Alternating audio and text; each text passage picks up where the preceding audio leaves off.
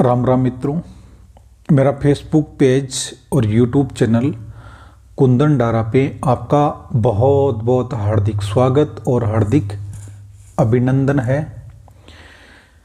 मित्रों, आज का जो हम श्रवण है वो खोजाजी महाराज के बारे में करेंगे। खोजाजी महाराज का जन्म है वो अजमेर ज़िले के पास में तहसील पड़ता है किशनगढ़ के पास में एक गांव पड़ता है जिसको इट्टा खाई गांव से जाना जाता है, वहाँ हुआ था। उनका जन्म है वो ब्राह्मण परिवार के जोशी गोत्र में हुआ था और इनके पिताजी का नाम है वो चेतन दास जी महाराज था। मित्रों, खोजाजी महाराज जन्म से ही बहुत चतुर बालक थे, इसलिए उनको चतुर्भुज नाम से भी जाना जाता था। 5 वर्ष की आयु में मूर्ति पूजा करना, साधु को खाना खिलाना, अनेक प्रकार के काम है, राम नाम की रट लगाना, ऐसा वो काम किया करते थे, इसलिए उनका नाम है चतुर्भुज नाम से भी जाना जाने लगा। मित्रों, एक समय की बात है, ईंठाकाई गांव में कोई एक बुजुर्ग आदमी संत हो गया था। उसकी अस्थियां विसर्जन करने के लिए वो लोग है हरिद्वार जा रहे थे। तो खोजाजी महाराज ने भी अपने चेतन दास जी महाराज से आग्रह किया और रट लगा ली कि मैं भी हरिद्वार जाके आऊँगा। तो फिर खोजाजी महाराज को उन लोगों के साथ में हरिद्वार के लिए वहाँ से प्रस्थान करवा दिया। पहले के ज़माने में है महाराज किसी प्रकार का संसाधनों की कमी थी, तो लोग पैदल ही हरिद्वार जाया करते थे। कुछ दूरी पर चलने के बाद में एक तालाब आया और वहाँ 2 सुंदर सी बालिकाएं मिली। वो गंगा और यमुना थी। खोजाजी महाराज ने बोला कि ये गंगा और यमुना है, आपकी अस्थियाँ इनको दे दो, ये हरिद्वार में विसर्जन कर देंगे और पास में तालाब पड़ता है, वहाँ पे आप स्नान कर लो और हम गंगा और यमुना है। तो महाराज उनके जो साथ में लोग थे वो तो नहीं माने और खोजाजी महाराज तो वैसे एक ज्ञानी पुरुष थे, वो मान गए। वो लोग तो वहाँ से हरिद्वार गए पैदल और खोजाजी महाराज वहाँ से लौटकर ईंठाखाई गांव में आ गए। मित्रों, जैसे ही वो हरिद्वार उस बुजुर्गों की अस्थियां विसर्जन करने लगे, वैसी की वैसी बालिकाएं वहाँ पे प्रकट हुई और खोजाजी महाराज ही वहाँ पे प्रकट हुए।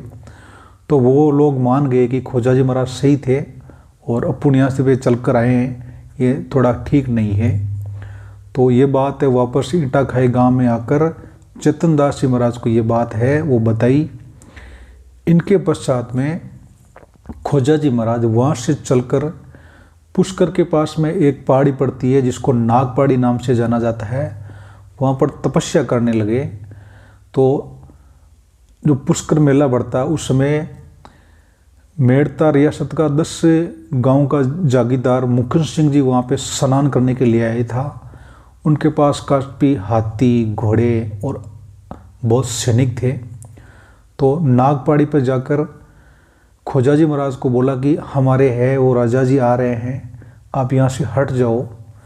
तो फिर खोजाजी महाराज है वो वहाँ से अपना धोना हटा के जाने लगे। तो जैसे ही मुकुंद सिंह जी महाराज को पता चला तो वो चरणों में गिर पड़े, बोले महाराज हमारे सैनिकों को ये पता नहीं था और आपको यहाँ से हटा दिया है, हमारी बहुत बड़ी भूल हो गई है। तो फिर मुकुंद सिंह जी है वहाँ से फिर खोजाजी महाराज को अपने गांव पालड़ी लेकर आ गए और काफ़ी उनको भूमि दे दी और एक मंदिर बना दिया। तो वहाँ पर खोजाजी महाराज है मंदिर की सेवा करते थे और गांव में राम का नाम किया करते थे। मित्रों, गांव में एक बावड़ी थी, वहाँ जाकर खोजाजी महाराज ने गंगा माँ की आराधना की। तो कहते हैं कि उस बावड़ी में खोजाजी महाराज को गंगा माता का दर्शन हुआ और वहाँ से जल निकाल के रोज़ वो जल पिया करते थे और दूसरों को भी पिलाया करते थे। ऐसे करते करते काफ़ी समय बीत गया।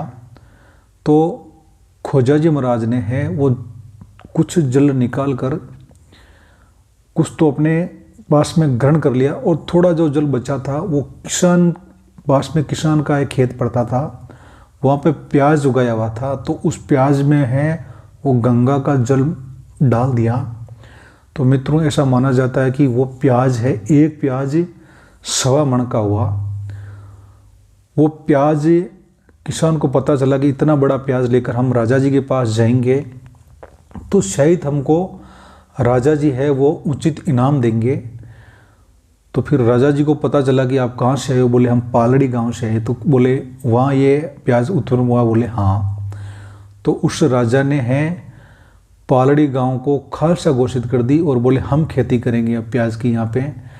तो फिर खोजाजी महाराज ने उस समय एक मारवाड़ी में माके गया था जो इस प्रकार है, इस प्रकार गया, बोले खोजा थारी पालड़ी कांदा लीनी कोस हाथा गमाया पालड़ा किन्ने देवा दोष। बोले हम काम है वो हाथों हाथ किया और किसको दोष थे अब। ऐसा करके उस गांव का नाम है फिर खोजा पालड़ी नाम से जाने जाने लगा। और आज भी उस गांव का नाम है और राजस्थान सरकार ने खोजा पालड़ी या कांदा पालड़ी नाम से जाना जाता है। वहाँ पर एक बावड़ी भी है जिसको खोजा बावड़ी नाम से जाना जाता है। और उस समय खोजाजी महाराज की एक शिष्या हुई थी जो हरनामा पट्टी की रहने वाली थी, रानाबाई महाराज। आगे चलकर बहुत बड़ी महान साध्वी बनी थी रानाबाई। और खोजाजी महाराज का जो मूल स्थान है वो आज ही पालड़ी गांव में माना जाता है। और फिर अपने शिष्य को ये बोलकर गए थे खोजाजी महाराज, बोले मेरा अंतिम समय आएगा तब शंख और नगाड़ी बजेंगे।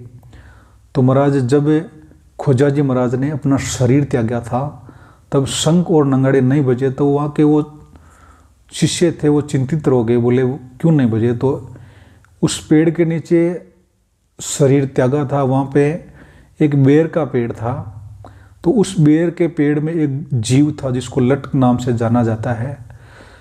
उसको जैसे ही नीचे गिराया, पहले उससे लट का मोक्ष हुआ, फिर खोजाजी महाराज का मोक्ष हुआ और फिर शंख और नगाड़ी वहाँ पे बजे थे।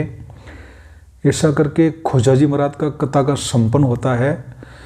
जय खोजाजी महाराज। राम राम सा।